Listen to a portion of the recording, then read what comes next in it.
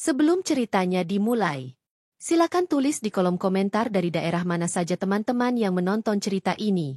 Dan jangan lupa like dan subscribe, agar channel Art Story bisa terus berkembang dan mempersembahkan cerita yang terbaik. Suami belikan rumah mewah untuk pelakor. Dia tidak tahu bahwa aku adalah pewaris perusahaan suamiku bekerja. Kau PHK dia dan ku buat mereka sengsara dan miskin. Langit Jakarta pagi itu berwarna abu-abu, tapi Bunga tetap memulai harinya dengan senyum di wajah. Di dalam rumah mungil 2 lantai yang ia tinggali bersama suaminya, Raka, Bunga sibuk mempersiapkan sarapan. Tangannya cekatan mengiris tomat, menyiramkan saus ke atas telur dadar yang baru saja matang, dan menata roti di piring dengan rapi. Sayang, sarapannya udah siap, nih, panggil Bunga sambil membuka pintu kamar. Dari dalam kamar, terdengar suara gerutu pelan. Raka muncul dengan kemeja setengah dikancingkan. Rambutnya masih basah. Ia melirik arah meja makan, lalu duduk tanpa banyak bicara. Telur lagi? Gumamnya, tanpa menatap istrinya. Bunga tersenyum, meski hatinya sedikit perih. Iya, kamu kan suka telur dadar pakai tomat. Aku tambahin keju juga biar beda dari biasanya. Raka hanya mengangguk singkat. Tangannya sibuk membuka ponsel, matanya tak lepas dari layar. Sesekali ia tersenyum sendiri, lalu cepat-cepat menyembunyikan ekspresinya saat sadar Bunga sedang memperhatikannya. Bunga berusaha tak berpikir macam-macam. Ia percaya pada Raka. Sejak awal menikah 2 tahun lalu, ia memutuskan untuk menerima Raka apa adanya. Ia tak pernah memberitahu siapa dirinya sebenarnya. Bunga hanya dikenal sebagai wanita biasa, lulusan universitas swasta, bekerja freelance sebagai desainer interior. Padahal kenyataannya, ia adalah anak dari pemilik perusahaan besar yang bergerak di bidang properti dan konstruksi. Bahkan, perusahaan tempat Raka bekerja adalah salah satu cabang dari perusahaan keluarganya. Itu semua ia sembunyikan rapat. Bukan karena takut, tapi karena ingin hidup sederhana dan mencintai Raka dalam kesetaraan. Ia tak ingin cintanya dinilai karena harta. Setelah Raka berangkat ke kantor, Bunga duduk di ruang tengah, membuka laptopnya. Ia sedang mengerjakan desain interior rumah klien yang sedang direnovasi di daerah BSD. Tangannya sibuk, tapi pikirannya melayang ke sikap Raka yang akhir-akhir ini terasa asing. Dulu, Raka selalu mencium keningnya sebelum pergi. Selalu meninggalkan pesan lucu di kertas post-it di kulkas. Kini semua itu hilang. Bunga menatap layar kosong beberapa detik, lalu menarik napas panjang. Ia menggelengkan kepala, mencoba kembali fokus. Jam menunjukkan pukul 10 saat ponselnya bergetar. Nama yang muncul membuatnya tersenyum, Bu Ratna, asisten ayah. Ya, Bu Ratna? Sapa Bunga pelan. Non Bunga, Tuan ingin bertemu. Katanya penting. Bisa datang ke rumah sore ini? Bunga terdiam sebentar. Sudah hampir 2 minggu ia tidak menjenguk orang tuanya. Ia tahu ayahnya pasti mulai curiga dengan sikap diamnya. Baik, Bu. Saya akan ke sana setelah Raka pulang kantor. Jawabnya akhirnya.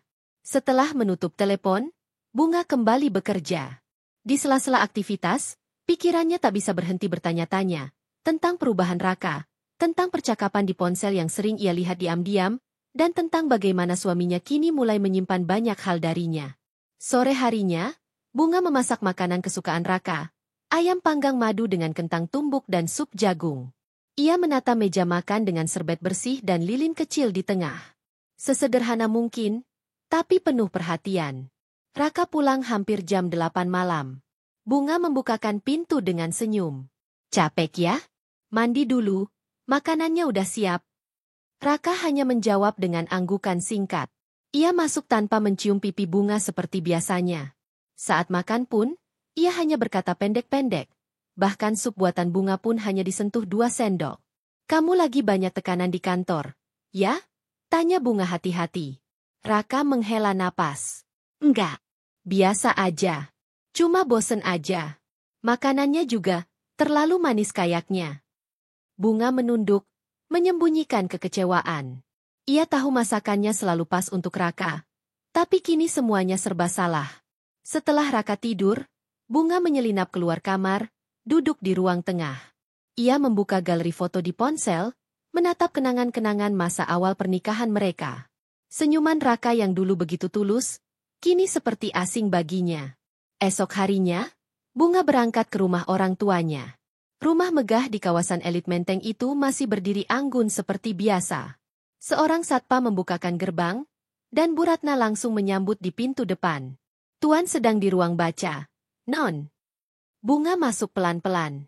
Di dalam, ayahnya, Tuan Arman, duduk membaca laporan keuangan perusahaan. Kamu sibuk? Tanya Bunga pelan sambil duduk di depannya. Arman menatap putrinya lama, lalu meletakkan dokumen itu. Kamu yang sibuk, sampai 2 minggu nggak kelihatan. Gimana keadaan rumah tangga kamu? Pertanyaan itu seperti palu. Bunga tak bisa langsung menjawab. Kamu nggak usah bohong sama ayah. Aku dengar laporan dari dalam perusahaan. Suamimu, Raka, mulai banyak permintaan aneh. Pinjaman pribadi, fasilitas kendaraan, bahkan sempat minta unit apartemen sebagai hadiah loyalitas. Apa kamu tahu? Bunga menggeleng pelan. Aku nggak tahu. Dia nggak pernah cerita. Kamu yakin masih ingin merahasiakan semuanya? Dia nggak tahu kamu pewaris utama perusahaan ini. Kamu yakin dia mencintaimu karena kamu, bukan karena posisi? Bunga terdiam. Hatanya terasa berat. Aku masih mau percaya dia, meski sekarang aku mulai ragu. Arman mengangguk. Kalau kamu butuh bantuan, tinggal bilang. Aku akan tetap ikut caramu, membiarkan kamu belajar. Tapi aku tidak akan diam jika dia menyakitimu. Bunga menggenggam tangan ayahnya. Terima kasih, ya. Setelah berbincang beberapa jam, Bunga pulang menjelang maghrib. Dalam perjalanan, pikirannya kalut. Haruskah ia mulai menyelidiki Raka? Ataukah ia masih harus percaya? Beberapa hari berikutnya, rutinitas tetap berjalan. Namun Raka semakin sering lembur. Bahkan kini ia mulai menyembunyikan ponselnya, menghapus pesan dan mengunci galeri. Suatu malam, saat Raka tidur, Bunga memberanikan diri memeriksa ponselnya. Sidik jarinya masih terdaftar sebagai kunci. Dengan hati-hati, ia membuka galeri tersembunyi yang ditemukan lewat aplikasi pihak ketiga. Dadanya sesak. Ada puluhan foto Raka dengan seorang wanita muda yang tak dikenalnya. Wanita itu cantik, dengan dandanan menor, bibir penuh, dan gaya berpakaian mencolok. Di beberapa foto, mereka berpelukan. Bahkan ada satu foto mereka berdua berdiri di depan rumah mewah bertuliskan, Sold. Bunga mematung. Tangannya gemetar. Ia tak bisa bernapas. Wanita itu. Siapa? Rumah itu. Dibeli oleh siapa? Bunga mencoba mencari tahu lewat aplikasi properti. Ia ketikkan alamat rumah itu, dan menemukan fakta, rumah itu terjual 2 minggu lalu atas nama Raka Nugraha. Ia ingin menangis, tapi tak ada air mata yang keluar. Ia ingin marah, tapi hatinya beku. Yang ada hanya satu, luka. Besoknya, Bunga pura-pura tak tahu apa-apa. Ia menyambut Raka seperti biasa, menyiapkan sarapan, dan mengantarnya ke pintu. Tapi dalam hati, ia sudah menyusun rencana. Ia tidak akan diam. Ia tidak akan membiarkan harga dirinya diinjak. Pagi di meja makan kembali sepi. Hanya terdengar suara sendok beradu dengan piring. Raka duduk seperti biasa. Tapi kini ia tampak lebih sibuk dari biasanya. Sambil menyuap nasi goreng buatan Bunga, jemarinya tetap aktif di layar ponsel. Ia sesekali tersenyum kecil, padahal tidak menatap istrinya. Kamu ada meeting hari ini? Tanya Bunga pelan sambil menuangkan teh ke cangkir suaminya. Banyak. 3 presentasi. Terus sore ada dinner sama klien penting. Dinner di mana? Hotel Arya Duta. Oh, jawab Bunga singkat, menahan diri untuk tidak bertanya lebih lanjut. Ia tahu Raka berbohong. Karena malam tadi, setelah menyimpan semua bukti di flash disk rahasia, Bunga memutuskan untuk diam-diam menyewa orang kepercayaannya dari perusahaan ayahnya untuk menyelidiki semua kegiatan Raka. Ia tak mau gegabah. Tapi kini, semua terasa berbeda. Pagi yang dulu penuh peluk dan cium hangat kini tinggal suara piring kosong dan hati yang mulai dingin. Raka berangkat tanpa menoleh. Bunga berdiri di ambang pintu, memandangi mobil suaminya melaju pergi, dan dalam hatinya, ia tahu, cinta itu telah berubah bentuk. Siang itu, Bunga menghubungi sekretaris pribadi ayahnya, Dania, Wanita yang sudah bertahun-tahun bekerja untuk keluarga mereka dan bisa dipercaya sepenuhnya. Dania, aku butuh bantuan. Tapi jangan sampai ayah tahu dulu, ujar Bunga langsung. Saya siap. Nona, apa yang harus saya lakukan? Aku butuh data semua transaksi Raka selama 3 bulan terakhir. Semua rekening, fasilitas perusahaan yang ia pakai, kendaraan, kartu kredit. Semuanya. Saya pahami. Saya butuh 2 hari, maksimal. Terima kasih, Dania. Dan satu lagi. Tolong juga cari tahu siapa wanita yang sering bersamanya belakangan ini. Dia bukan karyawan kita, tapi sepertinya terhubung dengan Raka lewat urusan proyek. Nama wanita itu? Sinta. Saya belum tahu nama lengkapnya. Baik. Saya akan mulai lacak. Setelah menutup telepon, Bunga menatap layar laptopnya. File desain interior terbuka, tapi pikirannya jauh dari pekerjaan. Ia bangkit, melangkah ke lemari di ruang kerja, dan menarik satu map besar dari balik dokumen. Di dalamnya, tersimpan sertifikat saham miliknya. Ia masih memegang 51% saham perusahaan induk tempat Raka bekerja. Ayahnya memberikan itu saat ia lulus kuliah sebagai warisan dan bentuk tanggung jawab. Bunga menatap sertifikat itu lama.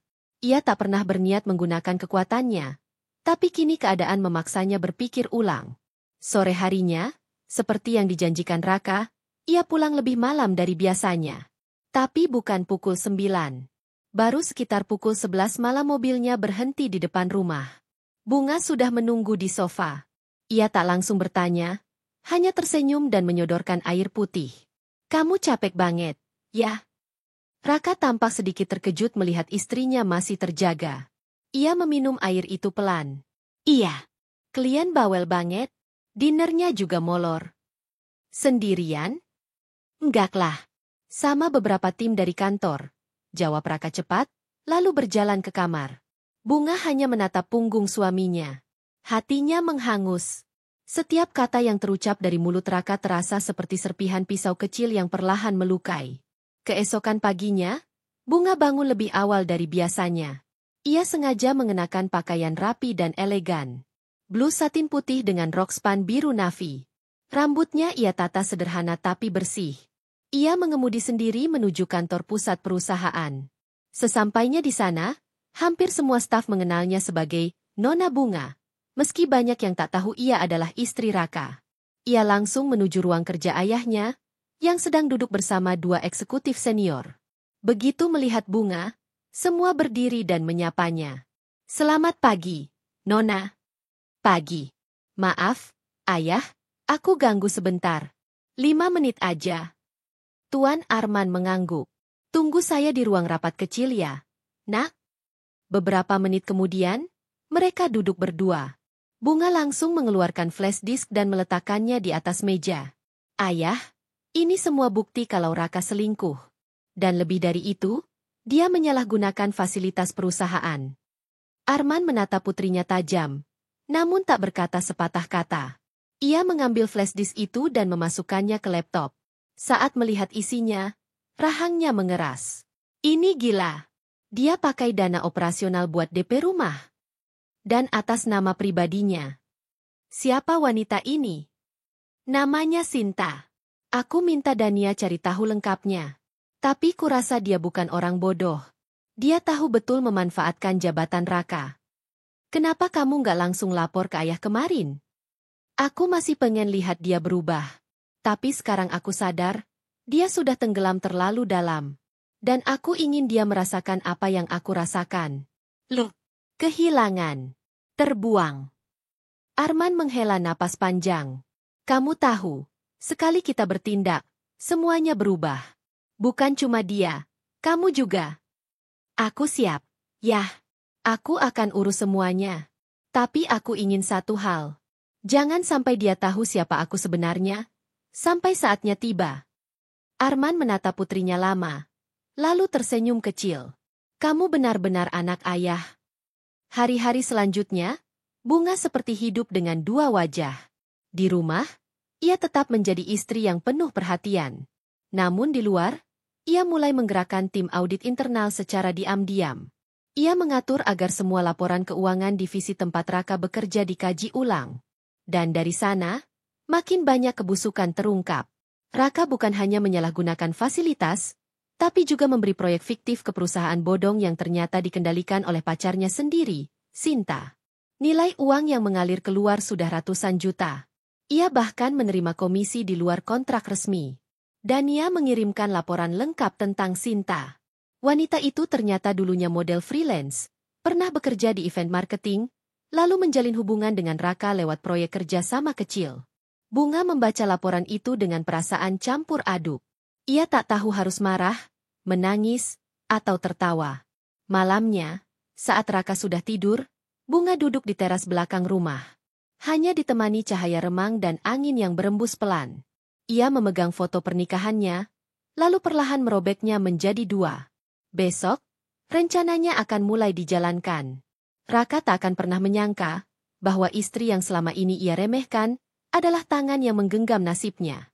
Dan bunga-bunga balas dendam itu baru mulai mekar. Hari-hari berikutnya berjalan dengan ritme yang nyaris sama. Raka semakin sulit diajak bicara, semakin mudah tersulut emosi, dan yang paling menyakitkan bagi Bunga, ia mulai enggan menyentuh. Setiap malam ranjang mereka terasa lebih lebar, bukan karena ukurannya, tapi karena jarak yang ditarik oleh sikap dan hati yang berubah. Sentuhan, pelukan, bahkan tatapan yang dulu hangat, kini hanya sisa bayang-bayang. Bunga bangun setiap pagi lebih awal dari biasanya. Ia tidak lagi repot memasak sarapan yang istimewa. Cukup roti panggang, telur rebus, dan kopi hitam yang ia tahu takkan disentuh Raka sepenuhnya. Ia tahu suaminya kini lebih memilih sarapan bersama Sinta, atau bahkan mungkin menginap di rumah mewah yang diam-diam ia beli untuk wanita itu. Pada suatu malam, saat Raka tertidur dengan laptop terbuka di sebelah tempat tidur, Bunga memeriksa emailnya. Bukan milik Raka, ia sudah tidak seberani itu. Tapi email dari Dania berisi data lengkap aktivitas Sinta yang sudah dikumpulkan oleh tim investigasi internal. Tercatat pengeluaran Raka yang tak masuk akal. Perhiasan berlian, tas branded, bahkan pembayaran untuk kursus memasak dan yoga di Bali selama 3 hari atas nama Sinta. Bunga menatap layar laptop dengan napas berat. Setiap kata dalam laporan itu seperti menusuk jantungnya. Tapi ia tidak menangis. Ia hanya diam, memejamkan mata, dan mengunci semua rasa dalam satu keputusan bulat. Tidak ada jalan kembali. Keesokan harinya, Bunga datang ke kantor pusat lebih awal. Ia langsung menuju ruang dewan, memanggil kepala bagian keuangan, bagian audit internal, dan Dania. Dalam rapat tertutup selama hampir 3 jam, mereka menyusun agenda strategis. Pemanggilan Raka untuk klarifikasi internal, penyusunan laporan pelanggaran, dan penyiapan dokumen resmi untuk pemutusan hubungan kerja. Semua dilakukan dengan prosedur yang sah, legal, dan bersih. Di sela rapat itu, Dania berbisik, Raka hari ini mengajukan proposal pengadaan kendaraan baru untuk proyek fiktif di Batam. Ia mulai panik. Non. Sepertinya merasa diawasi. Bunga mengangguk pelan. Biarkan dia merasa aman. Biarkan dia merasa menang. Sebelum semuanya jatuh menimpanya sekaligus. Sore itu, saat Bunga pulang ke rumah, Raka sedang di teras sambil berbicara di telepon. Dari kejauhan, Bunga bisa mendengar sepenggal kalimat yang membuat darahnya mendidih. Iya, sayang. Sabar ya. Rumahnya tinggal tunggu finishing. Nanti kalau aku udah dapat approval budget dari kantor, kita bisa cicil mobil sekalian. Bunga pura-pura tak mendengar. Ia masuk rumah, meletakkan tasnya di meja, dan langsung ke dapur untuk membuat teh. Beberapa menit kemudian, Raka masuk dan langsung duduk di sofa sambil membuka ponsel lagi. Kamu nggak masak malam ini? Tanyanya tanpa menoleh. Masak. Tapi cuma sup jamur dan nasi goreng. Aku pikir kamu nggak akan pulang. Jawab Bunga datar. Raka mendengus. Aku pulang kok. Cuma telat dikit. Lagi capek juga. Kamu jangan sensian, ya? Bunga hanya tersenyum tipis. Ia tahu itu bukan kelelahan, tapi kebosanan. Dan ia juga tahu, tak ada lagi cinta di balik setiap jawaban Raka. Setelah makan malam, Raka langsung ke kamar, sementara Bunga duduk lama di meja makan. Tangannya menggenggam gelas teh yang sudah dingin. Ia menatap langit-langit, berusaha menyusun semua langkah berikutnya. Besok adalah hari penentuan. Keesokan harinya, pukul 9 pagi, Raka dipanggil ke ruang rapat lantai atas oleh kepala HRD. Ia datang dengan wajah santai, mengenakan setelan jas abu-abu yang baru ia beli minggu lalu. Senyumnya lebar, ia merasa penting. Namun saat pintu ruangan terbuka dan matanya menangkap sosok Bunga yang duduk di ujung meja, matanya membelalak. "Bu, Bunga?" Ucapnya kaget, suaranya terdengar gugup. Bunga berdiri, wajahnya datar, anggun, dan tegas. Ia mengenakan blazer biru gelap dengan bros kecil berbentuk bunga mawar di dadanya. Rambutnya tersanggul rapi, dan aura pemimpin terpancar dari sorot matanya yang tajam. "Silakan duduk, Pak Raka," ucap kepala HRD. Raka duduk dengan tubuh kaku. Tangannya menggenggam map yang dibawanya, dan untuk pertama kali, ia merasa dingin. Kepala Divisi Audit memulai rapat dengan membaca hasil investigasi, penyalahgunaan anggaran, pengadaan fiktif, dan penggunaan fasilitas perusahaan untuk kepentingan pribadi. Setiap kalimat membuat wajah Raka semakin pucat. Saya bisa jelaskan semua ini. Ini hanya miskomunikasi." "Pak Raka," potong Bunga, nadanya tenang namun tajam, "kami punya bukti pembayaran langsung dari akun perusahaan ke rekening pribadi Anda, serta transaksi mencurigakan ke rekening atas nama Sinta Rahmawati." Raka menunduk. Matanya mulai berair. Saya hilaf, Bu." Bunga berdiri perlahan, berjalan mendekati Raka. Lalu dengan suara rendah tapi penuh kuasa, ia berkata, "Kamu tahu siapa aku, Raka?" Raka menatap Bunga, matanya bingung. Ia menggeleng perlahan. "Aku adalah pemegang 51% saham di perusahaan ini. Aku adalah orang yang selama ini membuat kamu naik jabatan. Aku adalah istri yang kamu bohongi, kamu khianati, dan kini aku adalah tangan yang akan menjatuhkanmu." Tubuh Raka gemetar. Nafasnya sesak. "Mulai hari ini, kamu diberhentikan dari semua jabatan. Semua fasilitasmu dicabut. Dan kamu akan dimintai pertanggungjawaban hukum atas kerugian yang kamu timbulkan." "Bunga, aku mohon, aku bisa jelaskan semuanya." "Jelaskan ke pengacara." Raka jatuh terduduk. Tak ada lagi yang bisa dikatakan. Setelah rapat selesai, Bunga keluar ruangan, berdiri di balkon lantai atas. Angin menyapu rambutnya. Dan untuk pertama kalinya setelah sekian lama, ia merasa ringan. Langkahnya masih panjang. Dan ini baru awal dari semuanya. Hening menyelimuti rumah. Bunga duduk di ruang tengah, hanya ditemani cahaya lampu gantung yang redup dan suara detik jam dinding yang pelan namun terasa menusuk. Raka belum pulang sejak kejadian di kantor kemarin. Tak ada pesan, tak ada kabar. Hanya sunyi. Tapi kali ini, sunyi itu tak menakutkan. Justru menenangkan. Sunyi adalah kelegaan, setelah berhari-hari dihantui kebohongan. Pagi itu, Bunga bangun dengan perasaan aneh. Seperti ada sesuatu yang menggantung di udara. Ia membuka jendela kamar, menatap keluar, menghirup udara dalam-dalam. Hari ini, ia tidak akan ke kantor. Ia memilih cuti, bukan karena lelah, tapi karena ingin memberi waktu untuk dirinya sendiri. Ia butuh menata napas, meski hanya sehari. Sekitar pukul 10 pagi, suara mobil berhenti di depan rumah. Bunga menyingkap tirai, dan melihat mobil hitam berhenti di depan pagar. Dari dalam keluar dua orang, Raka dan Sinta. Bunga mematung. Sinta mengenakan kacamata hitam besar, dress ketat warna merah darah, dan high heels mengkilap. Wajahnya santai.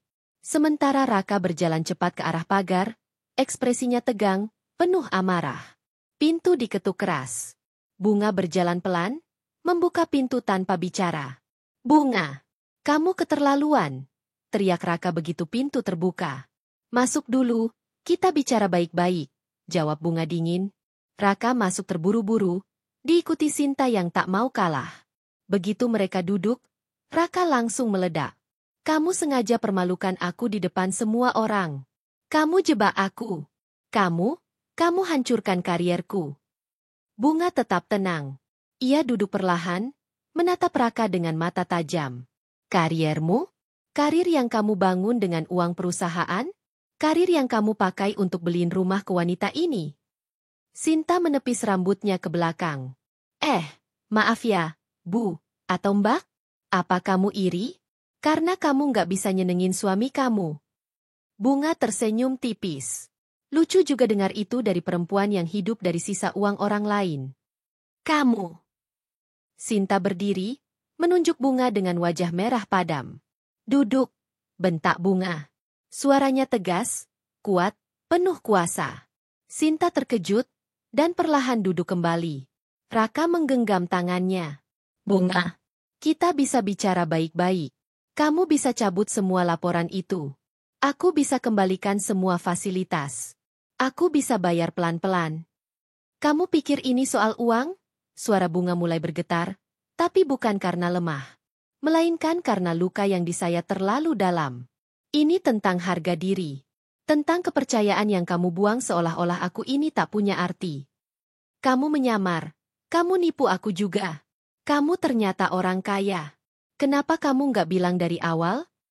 Bunga berdiri, mendekat. Wajahnya hanya sejengkal dari wajah Raka. Karena aku ingin tahu, siapa kamu saat tidak mengincar harta? Dan sekarang aku tahu. Sinta berdiri lagi, kali ini lebih berani. Ya udah, kalau kamu emang kaya, kamu juga nggak rugi apa-apa dong. Kita bisa pergi kok. Kamu mau Raka balik ke kamu? Nggak akan. Dia bahagia sama aku sekarang. Bunga menatap Sinta dari atas ke bawah. Bahagia? Tunggu beberapa hari lagi. Rumah mewah yang kalian tinggali itu akan disita. Karena uang yang dipakai buat beli rumah itu berasal dari pencucian dana perusahaan. Sinta mulai gugup. Apa? Notaris sudah diberi surat.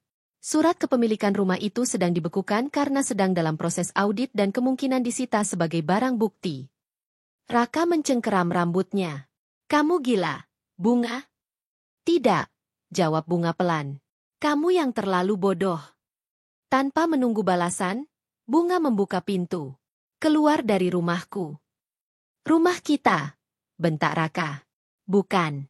Semua atas nama aku. Kamu nggak pernah bayar sepeser pun untuk rumah ini.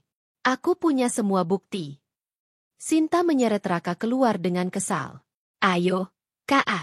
Percuma ngomong sama perempuan licik begini. Begitu mereka pergi, Bunga menutup pintu. Ia bersandar di sana beberapa detik, menatap langit-langit. Dadanya naik turun. Tapi kali ini bukan karena marah, melainkan karena puas. Ia akhirnya berbicara dengan suara yang selama ini ia tekan. Namun semuanya belum selesai. Keesokan harinya, berita tentang pemecatan Raka mulai menyebar. Grup WhatsApp kantor penuh gosip. Banyak yang mengira Raka melakukan pelecehan, banyak pula yang berspekulasi soal proyek fiktif. Tapi tidak ada yang berani menyebut nama Bunga. Ia tetap menjadi sosok misterius yang hanya dikenali sebagai pemilik saham utama. Sinta juga mulai menjadi bahan gosip. Beberapa proyek marketing yang ia tangani dibatalkan. Perusahaan kecil yang biasa menampungnya menarik kerjasama. Bahkan, akun media sosialnya diserbu netizen yang mulai tahu hubungannya dengan Raka. Ia mulai panik, bahkan sempat mengunggah instastory penuh sumpah serapah, yang langsung dihapus beberapa jam kemudian. Namun kehancuran mereka belum sampai puncak. Bunga kembali ke kantornya 3 hari kemudian. Ia kembali menjadi pemimpin dengan wajah dingin, tapi hati yang mulai menghangat. Ia tidak lagi merasa lemah. Ia tidak lagi merasa kecil. Namun di saat itu juga, sebuah amplop putih tiba di ruang kerjanya. Surat kaleng. Tanpa nama. Hanya bertuliskan. Kamu pikir ini selesai? Tunggu pembalasan kami. Bunga menatap surat itu lama. Ia tahu, Raka dan Sinta tak akan diam. Tapi kali ini, ia tak akan takut. Ia sudah terlalu lama diam. Dan sekarang, ia siap menantang siapapun yang berani menyakitinya lagi. 3 hari setelah surat ancaman itu datang, suasana rumah menjadi berbeda. Bunga menjadi lebih waspada. Kamera pengawas di sudut rumah ia cek setiap malam. Alarm keamanan ia hidupkan setiap kali matahari tenggelam. Bahkan kini, ia meminta seorang pengawal dari kantor pusat untuk berjaga di dekat rumahnya secara diam-diam. Tapi ia tak pernah gentar. Ia hanya belajar berjaga. Di balik semua itu, Bunga tetap melanjutkan rutinitasnya. Ia bekerja seperti biasa, memimpin rapat, menyetujui proyek, dan sesekali mengawasi jalannya proses hukum terhadap penyalahgunaan dana yang dilakukan Raka. Ia tak menyeret semuanya ke ranah pidana secara terbuka. Belum. Karena yang ia incar bukan hanya pembalasan tapi pembuktian bahwa kehancuran bisa datang tanpa perlu teriak. Namun ancaman itu bukan gertakan kosong. Suatu malam, sekitar pukul 2 dini hari, alarm rumah berbunyi nyaring. Bunga terbangun, jantungnya berdebar keras. Ia mengambil ponsel dan membuka aplikasi kamera pengawas. Gambar dari depan rumah menunjukkan dua sosok laki-laki bertudung mencoba mencongkel pagar. Tak sampai 1 menit, pengawal dari luar muncul dan langsung mengejar mereka. Suara sepeda motor meraung kabur. Paginya, Bunga menerima laporan dari petugas keamanan. Tidak ada kerusakan, hanya goresan pada pagar dan tanda dicongkel paksa. Tapi bagi Bunga, itu cukup menjadi sinyal. Raka mulai putus kendali. Siangnya, Dania mengirim laporan baru. Non Bunga, kami menemukan data bahwa Raka mulai menjual barang-barang dari rumah barunya. Beberapa aset seperti lukisan dan furnitur mahal sudah dilego di marketplace dengan nama samaran. Sepertinya ia butuh uang cepat. Selain itu, rumah yang dibeli atas namanya akan segera disita karena proses audit yang sedang berlangsung. Bunga membaca laporan itu dengan wajah datar. Teruskan pengawasan. Tapi jangan ganggu. Biarkan dia menggali lubang untuk dirinya sendiri. Namun Bunga tak tahu bahwa Sinta punya rencana lain. Beberapa hari kemudian, sebuah akun media gosip anonim mulai menyebar rumor. Isinya menyebut bahwa pemilik saham besar di perusahaan konstruksi ternama adalah wanita licik yang menghancurkan rumah tangganya sendiri, memecat suaminya karena dendam pribadi, dan menyalahgunakan kekuasaan di perusahaan demi balas dendam. Nama Bunga tidak disebut, tapi alurnya dibuat jelas. Banyak orang yang tahu pasti akan mengarah padanya. Tak lama setelah itu, Sinta mengunggah video pendek di media sosial. Dalam video itu, ia menangis di depan kamera. Aku nggak pernah ingin merusak rumah tangga siapapun. Aku cuma cinta. Aku nggak tahu dia masih punya istri yang kaya dan licik seperti itu. Aku sekarang nggak punya apa-apa. Semuanya diambil dariku. Rumah disita, uang dibekukan aku mau hidup damai. Tapi aku dijadikan tumbal. Video itu meledak. Dalam hitungan jam, ribuan komentar membanjiri akunnya. Beberapa simpati, banyak juga yang mencibir. Tapi Sinta berhasil menggiring opini bahwa ia korban. Bunga menerima semua itu dengan kepala tegak. Ia tak memberi klarifikasi. Ia tak menyentuh akun sosial medianya. Tapi di dalam diamnya, ia menyusun satu langkah balasan yang lebih kuat. Ia meminta bagian legal perusahaannya menelusuri seluruh jaringan Sinta. Ternyata, Sinta bukan hanya wanita simpanan. Ia memiliki riwayat kerja sama gelap dengan beberapa vendor nakal yang kerap memalsukan laporan proyek. Di masa lalu, Sinta juga sempat terlibat dalam skema manipulasi tender kecil-kecilan. Semua data itu dikumpulkan rapi. Bunga tidak akan mengumumkannya secara langsung. Tidak dengan cara murahan seperti live TikTok. Ia memilih langkah diam yang menyakitkan. Dania mengatur konferensi dengan 3 media properti ternama. Dalam wawancara itu, Bunga tampil sebagai narasumber utama. Ia bicara tentang pentingnya integritas, bahaya penyalahgunaan wewenang, dan bagaimana perusahaan perlu dipimpin oleh orang yang tidak terlibat konflik kepentingan. Semua narasi disusun cermat. Tidak menyebut nama. Tidak menyerang. Tapi cukup jelas untuk menggiring opini berbalik arah. Wawancara itu menjadi viral. Nama Bunga mulai dielu-elukan sebagai direktur muda berani, wanita kuat yang selamat dari pengkhianatan, dan bahkan salah satu majalah bisnis mengusulkan profilnya sebagai perempuan tangguh tahun ini. Raka mulai panik. Ia menghubungi Bunga beberapa kali. Tapi Bunga tak pernah angkat. Ia mengirim pesan panjang, berisi permintaan maaf, penyesalan, dan rayuan agar diberi kesempatan. Ia bahkan menawarkan untuk menyerahkan semua aset pribadi jika Bunga mau membantunya keluar dari masalah hukum. Namun semua itu tak pernah dibalas. Hingga pada suatu malam, Raka datang lagi ke rumah. Kali ini sendirian. Ia berdiri di depan pagar selama hampir 1 jam, berharap Bunga keluar. Tapi yang keluar hanyalah suara dari interkom. Pulang, Raka. Kamu sudah memilih jalanmu sendiri. Dan aku tidak akan menoleh ke belakang lagi. Bunga, aku benar-benar hancur. Aku kehilangan semuanya. Kamu nggak kasihan sama aku. Aku kasihan sama diriku sendiri. Dulu. Tapi sekarang, aku bangga karena aku bisa berdiri. Tanpa kamu. Pintu pagar tidak dibuka. Raka akhirnya menyerah dan pergi. Dengan langkah lunglai dan wajah kosong. Beberapa minggu setelahnya, proses hukum semakin maju. Sinta resmi dipanggil untuk diperiksa atas keterlibatannya dalam penyalahgunaan dana proyek. Rumah yang mereka tinggali akhirnya disegel. Dan dari laporan terbaru, Sinta pindah ke rumah kontrakan kecil di pinggiran Jakarta. Ia bahkan sempat terlihat menjual barang-barang pribadinya secara online. Sementara itu, Bunga berdiri di balik jendela kantornya, menatap gedung-gedung tinggi Jakarta dengan mata tenang. Ia tak membalas dengan kekerasan, tapi dengan kekuatan yang lebih berkelas. Ia belajar bahwa luka tidak perlu dibalas dengan luka. Karena kehancuran terbaik adalah yang ditonton langsung oleh pelakunya sendiri. Pagi itu, Bunga duduk di balkon apartemen barunya di Bilangan Kuningan. Secangkir teh melati mengepul di tangannya, sementara matanya memandang langit biru yang terbentang di antara gedung-gedung tinggi. Ia akhirnya pindah dari rumah lama. Rumah yang penuh kenangan sekaligus luka. Ia tak sanggup lagi tinggal di tempat yang tiap sudutnya menyimpan suara pertengkaran, tangisan dalam diam, dan pengkhianatan tanpa jeda. Ia memilih apartemen minimalis dengan jendela besar dan cahaya matahari yang melimpah. Sendiri, tanpa Raka. Tanpa suara ketikan laptop tengah malam yang diselingi senyum penuh dusta. Tanpa aroma parfum wanita lain di kerah kemeja suaminya. Kini, hanya ada dirinya. Dan ia baik-baik saja. Namun dunia tidak selalu membiarkan orang yang terluka bernapas lama. Karena di tempat lain, dua orang yang pernah ia cinta dan percaya sedang merencanakan sesuatu yang jauh lebih licik dari sebelumnya. Raka dan Sinta terpojok. Rumah mewah mereka sudah disita. Akun rekening Sinta diblokir karena indikasi pencucian uang.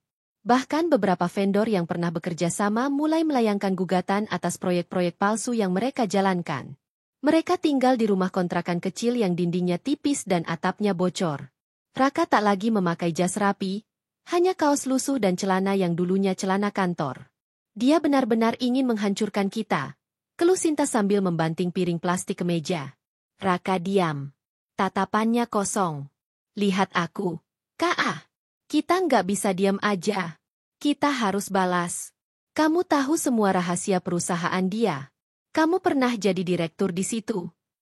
Raka menarik napas dalam. Tapi kalau kita gerak gegabah, bisa tambah runyam. Dia pasti pasang pengacara dan pengamanan. Sinta mendekat, memeluk Raka dari belakang. Kak, aku nggak minta banyak. Aku cuma mau hidup kita balik kayak dulu. Kita cuma butuh satu hal, reputasi dia rusak. Kalau itu hancur, semua saham dia jatuh. Gengsi dia jatuh. Nama dia di media rusak. Orang kaya itu paling takut kehilangan nama baik. Percaya aku. Raka memejamkan mata. Otaknya yang dulunya jernih kini kusut. Tapi ada satu titik yang tidak bisa ia tolak. Gengsi. Ia tidak terima dipermalukan. Tidak bisa menerima bahwa ia, yang dulu dipuja, kini hanya jadi nama aib. Beberapa hari kemudian, muncul akun Instagram baru dengan nama samaran. Isinya, potongan video, dokumen, dan gambar yang sengaja direkayasa untuk menjatuhkan nama Bunga. Mulai dari tudingan memecat karyawan secara semena-mena, memanipulasi proyek, hingga kabar bohong bahwa Bunga dulunya pernah menjadi wanita simpanan, salah satu pejabat saat kuliah. Narasi itu cepat menyebar. Bahkan media gosip online sempat memuat artikel berjudul, "Wanita muda pewaris perusahaan konstruksi terkenal diduga terlibat skandal di masa lalu." Bunga mengetahui semua itu saat ia sedang berada dalam rapat dengan investor asing. Seketika ponselnya penuh notifikasi. Sekretarisnya datang tergesa dan menunjukkan layar tablet berisi berita yang viral. Ini mulai merepotkan, Bu. Bunga membaca semua kalimat itu tanpa emosi. Ia menutup tablet perlahan dan berkata, "Segera panggil bagian hukum. Aku mau rapat tertutup." Beberapa jam kemudian, tim hukum bertemu langsung dengan Bunga di ruang kerjanya. Semua konten di akun anonim itu bisa diklasifikasikan sebagai pencemaran nama baik dan fitnah yang disengaja. Kami sudah melacak IP address-nya. Akun itu dioperasikan dari satu rumah kontrakan di daerah Jatiasih. Dan, sesuai laporan IT, sinyal ponselnya cocok dengan milik Sinta. Bunga tersenyum kecil. Pastikan kita kumpulkan cukup bukti. Lalu bawa ke jalur hukum. Kali ini, jangan kasih ampun. Ia berdiri dan berjalan ke jendela. Suaranya pelan tapi tegas. Mereka pikir ini permainan. Tapi aku ingin mereka tahu, sekali lagi mereka sentuh aku akan hancurkan seluruh pijakan hidup mereka. Hari-hari berikutnya menjadi medan pertempuran diam. Di balik layar, pengacara Bunga menyiapkan gugatan pencemaran nama baik senilai miliaran rupiah. Sementara Sinta dan Raka mulai ketakutan. Mereka tak menyangka bahwa akun palsu yang mereka anggap bisa menggoyahkan nama Bunga, justru menjadi jalan ke arah kehancuran total. Sinta menangis di dapur sempit rumah kontrakannya. Kita harus kabur. Kak, aku nggak sanggup masuk penjara. Raka menampar meja. Kalau kita kabur, kita diuber lebih parah. Aku tahu sistem perusahaannya. Pengacaranya kejam. Kita harus serang satu kali lagi. Besar, biar dia nyerah. Tapi bagaimana? Raka termenung. Lalu ia mengambil ponsel bututnya dan mulai menekan beberapa nomor lama. Ada satu orang yang bisa bantu kita. Tapi dia nggak murah. Dan risikonya tinggi. Siapa? Orang lama dari proyek Timur. Dia dulu biasa urus tender-tender gelap. Dia punya koneksi ke media gelap juga. Kalau dia mau bantu, kita bisa rekayasa laporan bahwa Bunga terlibat pencucian uang. Kita pakai nama perusahaan dia. Kita giring polisi percaya bahwa dana-dana dari luar negeri yang masuk rekening perusahaan itu ilegal. Sinta menganga. Kamu serius? Kalau berhasil, dia bisa ditangkap. Bahkan sahamnya bisa dibekukan oleh OJK. Sekali kena skandal itu, tamat sudah karirnya. Sinta tertawa kecil di antara air matanya. Kamu ternyata masih licik juga.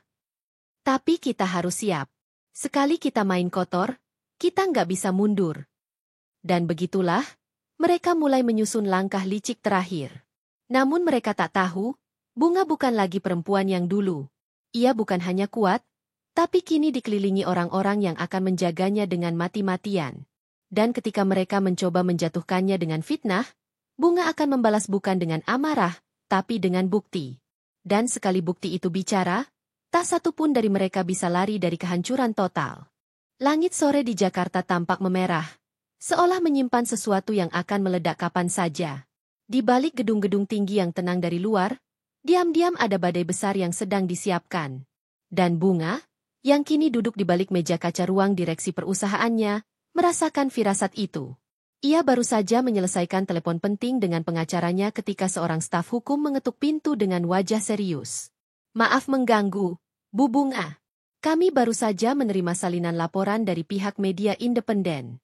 Isinya tuduhan serius bahwa perusahaan ini melakukan praktik pencucian uang dan aliran dana ilegal dari luar negeri. Bunga mengangkat kepalanya.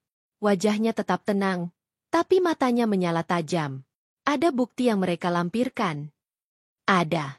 Tapi setelah kami pelajari cepat, sebagian besar adalah dokumen rekayasa. Nama-nama vendor, tanda tangan, dan cap semuanya tiruan. Tapi jika publik melihatnya tanpa konteks, ini bisa mengguncang kepercayaan. Bunga berdiri perlahan. Ia mengambil file tersebut dan membukanya. Beberapa lembar pertama langsung menunjukkan kebohongan mencolok. Salah penulisan nama perusahaan luar negeri, tanggal transfer tidak sesuai kalender kerja, dan tanda tangan direktur keuangan yang sudah pensiun 5 tahun lalu. Tapi Bunga tahu, masyarakat awam tidak akan tahu sedalam itu. Yang mereka lihat hanyalah judul besar, perusahaan Bunga terlibat korupsi dan pencucian uang. Dan itu cukup untuk memancing badai. Tak menunggu lama, Bunga langsung menggelar rapat darurat dengan seluruh jajaran direksi dan tim humas. Ia meminta setiap kepala divisi melaporkan aliran dana yang keluar masuk, serta meminta tim IT dan hukum menelusuri asal mula laporan palsu tersebut. Sementara itu, di tempat lain, Raka dan Sinta duduk bersembunyi di salah satu apartemen kecil sewaan, menonton berita dari layar televisi kecil dengan wajah penuh kepuasan. Aku bilang juga apa? Kak, sekali isu ini meledak, dia nggak akan bisa tangkis semuanya. Investor pasti ragu. Sahamnya pasti drop. Dia bakal panik dan nyerah. Raka hanya tersenyum tipis. Namun di dalam hatinya, Ia merasa bergidik. Ia tahu Bunga. Wanita itu bukan tipe yang gampang digoyahkan. Dan jika semua ini gagal, tak akan ada ampun untuk mereka. Hari-hari berikutnya menjadi masa yang menegangkan. Berita tentang dugaan pencucian uang oleh perusahaan Bunga tersebar luas. Wartawan mengepung kantor pusat. Beberapa klien besar mulai mempertanyakan kelanjutan kerjasama. Namun di tengah kepungan itu, Bunga tetap melangkah tenang. Ia menggelar konferensi pers terbuka, berdiri sendiri di depan puluhan kamera, dengan mengenakan blazer hitam dan kemeja putih tanpa perhiasan mencolok. Wajahnya bersih, suaranya tenang, dan matanya menatap lurus ke depan. Saya, Bunga Prameswari, pemilik saham mayoritas sekaligus CEO PT Wijaya Cahaya Property, menyatakan bahwa semua tuduhan yang beredar adalah fitnah keji dan tidak berdasar. Kami telah mengumpulkan bukti dokumen asli, termasuk metadata dan jejak digital, yang menunjukkan bahwa laporan tersebut merupakan hasil manipulasi yang disengaja. Ia lalu mengangkat satu map merah. Ini adalah bukti yang akan kami serahkan kepada pihak berwajib, termasuk laporan IP address pengirim data, lokasi server, dan nomor rekening bayangan yang digunakan untuk menyebar data palsu. Dan izinkan saya katakan secara tegas, kami sudah mengetahui siapa pelaku di balik semua ini. Sorakan dan kilatan kamera memenuhi ruangan. Namun Bunga tetap berdiri tegak. Bagi saya, kehormatan lebih berharga dari apapun. Dan saya akan melawan fitnah ini, bukan dengan air mata, tapi dengan kebenaran. Keesokan harinya, polisi resmi menerima laporan dari perusahaan Bunga. Tim cybercrime mulai bergerak cepat, bekerja sama dengan pihak swasta untuk memburu pelaku. Dan hanya dalam waktu kurang dari 2 minggu, titik terang mulai muncul. Alamat IP pengirim data palsu terdeteksi berasal dari apartemen kecil di bilangan Kalibata. Nama penghuni, Raka Adi Prasetya dan Sinta Rahmawati. Polisi langsung menggerebek tempat tersebut dan menemukan bukti kuat. Laptop dengan dokumen asli penyebaran hoaks, akun media palsu, serta transaksi ke vendor bayangan yang membantu menyebarkan berita palsu. Raka dan Sinta ditangkap di tempat. Saat diborgol, Sinta menangis histeris. Aku cuma cinta. Aku nggak tahu ini bakal sejauh ini. Aku cuma pengen dia menderita kayak aku menderita. Raka diam. Matanya memerah. Tapi mulutnya terkunci. Ia tahu tak ada lagi kata yang bisa menyelamatkannya. Berita penangkapan mereka menyebar cepat. Media yang semula menggonggongkan fitnah, kini ramai-ramai meminta maaf secara terbuka. Saham perusahaan Bunga kembali naik drastis. Investor menyatakan dukungan penuh. Bahkan tokoh publik mulai menyuarakan pujian atas ketegasan dan keberanian Bunga menghadapi krisis. Namun Bunga tidak tersenyum. Di ruangannya, ia duduk diam setelah semua kekacauan itu mereda. Di tangannya, ia memegang surat putusan pengadilan yang menyatakan Raka dan Sinta resmi ditahan dan akan diadili atas tuduhan pencemaran nama baik, pemalsuan dokumen, dan percobaan sabotase perusahaan. Ia memandang keluar jendela. Jakarta kembali tenang. Tapi hatinya tetap dingin. Karena bagi Bunga, ini bukan tentang balas dendam. Ini adalah tentang keadilan yang selama ini dikubur oleh cinta buta dan pengkhianatan. Dan kini, perlahan, satu demi satu batu nisan dari masa lalunya sedang ia tegakkan. Langkah kaki Bunga terdengar pelan menyusuri lorong-lorong kantor pusat perusahaannya. Kini, bukan lagi sebagai istri dari seorang karyawan, melainkan sebagai pewaris dan pemilik sah yang memegang kendali penuh. Seluruh karyawan menunduk hormat saat ia lewat. Tatapan mata mereka tak lagi seperti dulu, yang penuh iba karena gosip rumah tangganya tersebar, tapi kini penuh hormat dan kagum.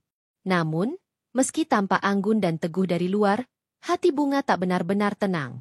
Surat dari kejaksaan tentang pengembangan kasus Raka dan pelaporan baru dari Haris membuat pikirannya kembali diguncang. Di ruangannya, ia membuka laptop dan menyimak rekaman CCTV dari hari-hari terakhir sebelum Raka dipecat. Satu potongan rekaman memperlihatkan Raka memasuki ruang arsip dengan membawa 2 koper. Saat Bunga memperbesar tampilan, ia bisa melihat koper itu tidak pernah dibawa keluar lagi. Rasa curiga menyergap. Ia memanggil petugas keamanan dan meminta mereka membongkar isi ruang arsip secara menyeluruh. Beberapa jam kemudian, petugas datang membawakan temuan yang membuat Bunga mematung. Di antara tumpukan berkas lama, ditemukan koper berisi dokumen cetak proyek fiktif, flash disk dengan data mentah, serta beberapa bukti transfer ke rekening atas nama Sinta dan Haris. Bunga mengambil flashdisk itu dengan tangannya sendiri. Ia memasukkan ke laptop. Di dalamnya, tersimpan ratusan file PDF, Excel, dan bahkan beberapa rekaman suara. Ia memutar satu demi satu, dan salah satu suara menggetarkan hatinya. Aku udah urus semuanya. Har? Nama Bunga nggak bakal pernah tahu. Bahkan kalau sampai ketahuan pun, semua jejak bakal ke kamu. Gue bisa keluar dari sini bersih. Dan hidup senang sama Sinta. Dia pantas dapat semua ini. Bunga mengepalkan tangan.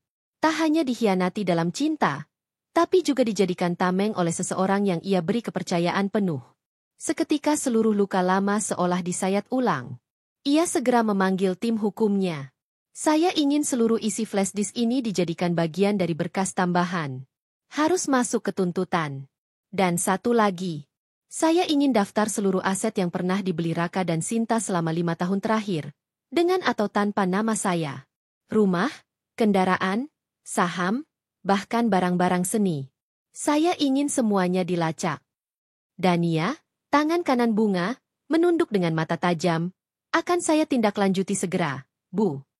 Beberapa hari setelah itu, hasil penelusuran membuahkan sesuatu yang mengejutkan. Raka pernah membeli satu unit villa mewah di Bali atas nama rekan bisnis Haris. Villa itu digunakan untuk meeting proyek. Tapi ternyata lebih banyak digunakan Raka dan Sinta untuk berlibur. Bahkan, dana perawatan villa tersebut berasal dari biaya operasional kantor yang selama ini dicairkan diam-diam melalui vendor palsu. Tanpa menunggu waktu lama, Bunga bekerja sama dengan otoritas pajak dan penegak hukum untuk menyita villa tersebut. Surat penyitaan dikeluarkan resmi. Villa dikosongkan. Semua barang di dalamnya disegel dan ditarik ke penyimpanan negara. Raka dan Sinta diberitahu dari dalam tahanan bahwa harta terakhir yang mereka banggakan telah lenyap. Tidak ada lagi tempat sembunyi. Tidak ada lagi kehidupan mewah yang mereka impikan dari hasil pengkhianatan. Sinta, yang sebelumnya sempat mengangkat kepala tinggi saat sidang, mulai menangis histeris. Ia memohon keringanan dan menyatakan bahwa semua yang ia lakukan adalah karena cinta dan bujuk rayu Raka. Namun pengakuan Haris dan bukti transfer menunjukkan keterlibatannya jelas. Ia bukan korban. Ia pelaku aktif. Sementara Raka, untuk pertama kalinya terlihat linglung dalam sidang. Pria yang dulu percaya diri dan berbicara tegas, kini hanya menunduk dengan wajah lelah dan penuh penyesalan. Bukan hanya karena kehilangan uang dan rumah, tapi karena kehilangan semuanya. Bunga telah membuatnya kehilangan status, kekuasaan, bahkan harga diri. Beberapa wartawan mulai menyorot kasus ini. Media-media nasional mulai mengangkat berita tentang CEO muda yang membongkar skandal penggelapan dana perusahaan oleh mantan suaminya sendiri. Nama Bunga mulai dikenal luas sebagai simbol wanita kuat yang tidak hanya bertahan, tapi bangkit dan menang secara elegan.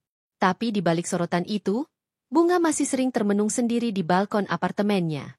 Ia tahu bahwa menang di pengadilan tidak serta-merta menyembuhkan hati.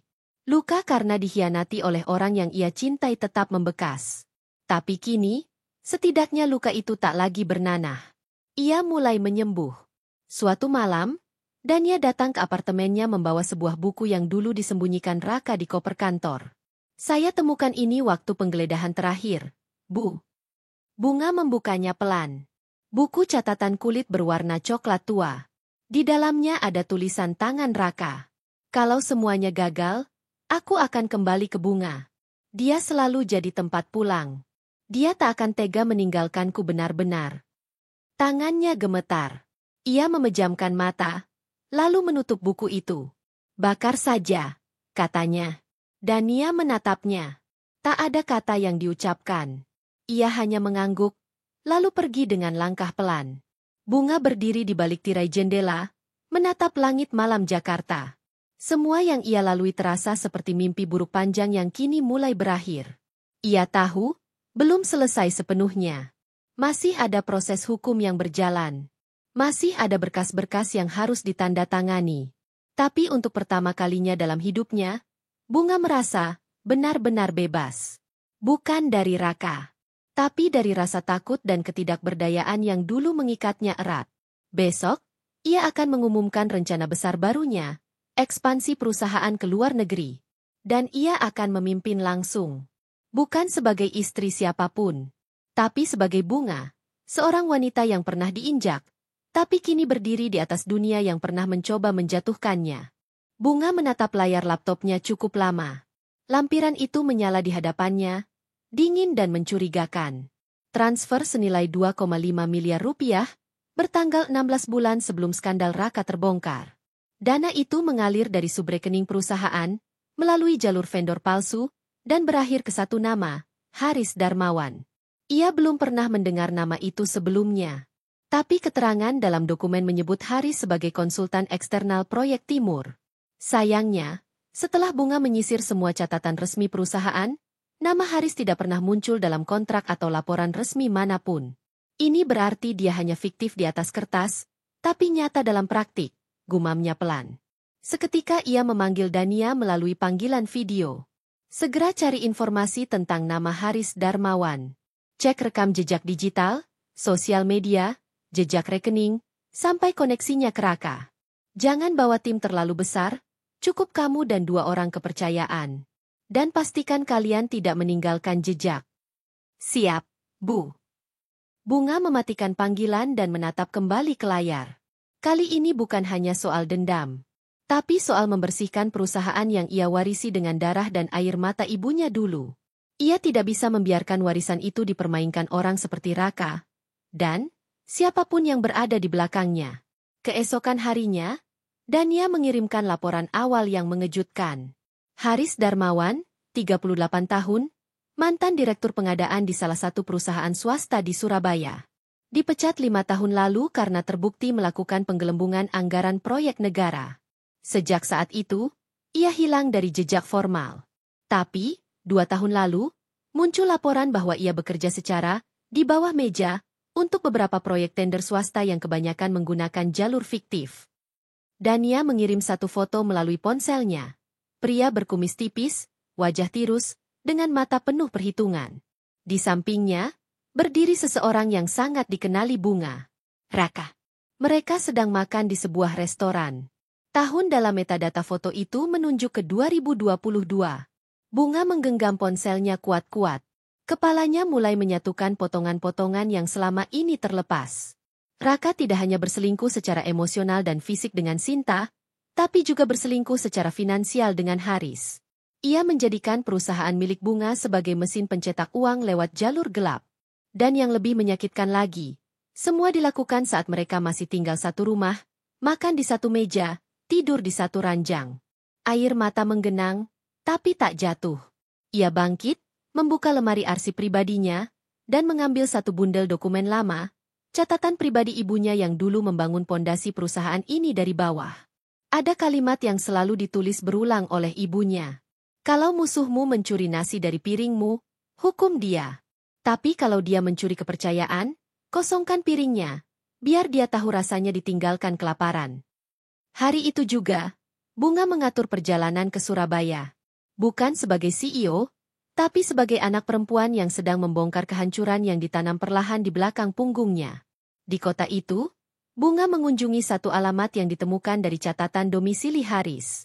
Sebuah rumah tua berpagar kayu rapuh, dengan cat dinding yang mengelupas.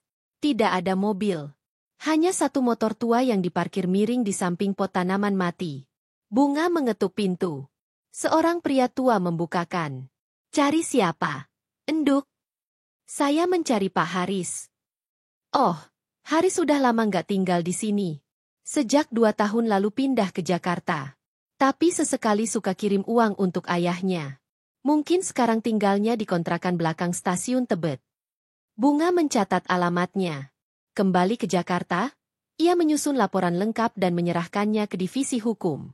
Laporan itu berjudul, Indikasi Penipuan Internal dan Penggelapan Dana oleh Mantan Direksi dan Rekan Fiktif. Dalam waktu 2 minggu, Bunga berhasil menggiring kasus ini langsung ke pihak berwenang. Dan setelah melalui pelacakan intensif, Haris akhirnya ditangkap di salah satu unit kos eksklusif di bilangan Tebet. Saat ditangkap, Haris sempat menolak bicara. Namun di hadapan penyidik dan tekanan data forensik dari tim hukum perusahaan, Haris akhirnya mengaku. Semua proyek fiktif, jalur pencucian, hingga pembagian hasil dengan Raka tercatat rapi di laptopnya. Haris mengaku bahwa Raka tidak pernah bekerja sendiri. Ada beberapa nama lain dari vendor eksternal dan mantan pegawai junior yang terlibat. Bunga tidak bicara banyak. Ia hanya menandatangani berkas pelimpahan kasus ke kejaksaan. Setelah keluar dari gedung kejaksaan, Bunga berdiri lama di bawah langit senja Jakarta. Rintik gerimis turun perlahan, seolah langit juga ikut mencuci luka-luka lama yang sudah menghitam di jiwanya. Raka kini menghadapi dua tuntutan. Pencemaran nama baik dan penggelapan dana perusahaan dengan kerugian total belasan miliar. Sinta, yang sempat dibebaskan bersyarat karena mengaku hanya sebagai korban dan saksi, kini kembali dipanggil sebagai tersangka setelah bukti baru dari Haris muncul, bahwa ia ikut menerima bagian dana hasil penggelapan melalui rekening temannya. Bunga tidak bersorak atas semua ini. Tapi ia akhirnya bisa menutup satu pintu besar dari masa lalunya. Pintu yang selama ini dibiarkan terbuka oleh luka dan cinta yang salah. Malam itu, di apartemennya, ia membuka kembali jurnal pribadinya. Dengan tinta hitam yang tegas, ia menulis satu kalimat. Mereka mencoba menjatuhkanku diam-diam. Maka kubalas dengan menghancurkan mereka dengan terang-terangan. Sudah lebih dari setengah tahun sejak semua itu terjadi. Musim berganti. Langit Jakarta kini tak lagi terlihat seperti kubah muram yang selalu menekan dada Bunga. Gedung-gedung yang dulu hanya tampak sebagai tempat kerja dan beban, kini tampak seperti batu nisan dari masa lalu, berdiri sebagai penanda bahwa ia pernah jatuh, pernah dikhianati, tapi juga pernah bangkit lebih tinggi dari sebelumnya. Perusahaannya kini lebih kuat. Reputasinya membaik. Investor kembali percaya. Ia sendiri sudah melewati semua proses hukum dengan kepala tegak. Dan semua pelaku kejahatan di dalam tubuh perusahaan telah diseret keluar, dibersihkan, disingkirkan. Raka dan Haris sedang menunggu proses sidang lanjutan dengan ancaman hukuman penjara belasan tahun. Sinta telah resmi ditetapkan sebagai terdakwa aktif setelah terbukti berkomplot dalam pencucian uang dan pemalsuan dokumen. Namun di sisi lain, hidup Bunga tidak hanya tentang membalas. Ada yang lebih penting dari itu, yaitu berdamai. Suatu sore, Bunga berdiri di depan rumah lamanya. Rumah itu sudah ia jual ke tangan baru. Bukan karena butuh uang, tapi karena ia ingin melepaskan semua ikatan lama yang pernah menyakitinya. Di teras rumah itu, ia pernah menunggu Raka pulang dengan dada penuh harap. Di dalam kamar utama, ia pernah menangis diam-diam sambil memeluk selimut, menyembunyikan suara tangisnya dari dinding yang terlalu tahu segalanya. Kini rumah itu kosong, siap direnovasi oleh pemilik baru. Tapi sebelum itu, Bunga memutuskan mampir sekali lagi. Ia berdiri di ruang tengah, menatap dinding yang dulu penuh bingkai foto pernikahannya. Kini hanya ada bekas paku yang menjulur diam. Ia menyentuhnya perlahan, lalu tersenyum tipis. Aku pernah berharap terlalu banyak di sini, ucapnya pelan. Tapi kini aku belajar, tak semua cinta harus dipertahankan sampai berdarah-darah. Sebelum pergi, ia meninggalkan satu amplop di atas meja ruang tamu.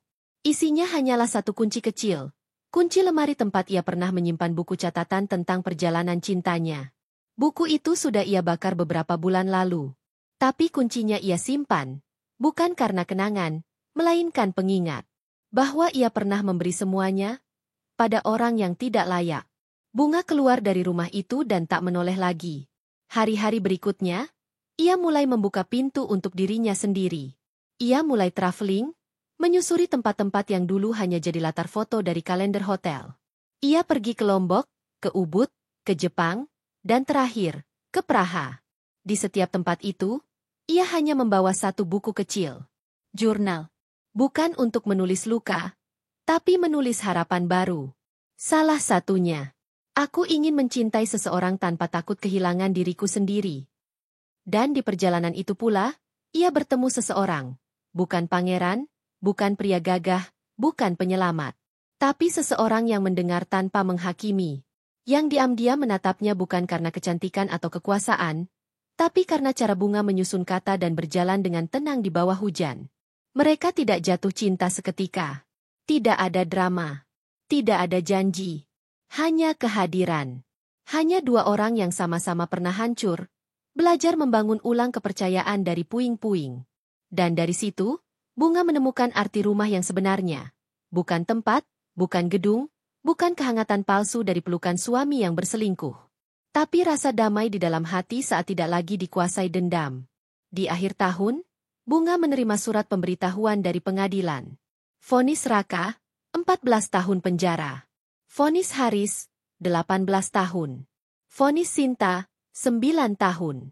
Ia membaca surat itu sambil duduk di balkon, ditemani secangkir teh dan angin sore.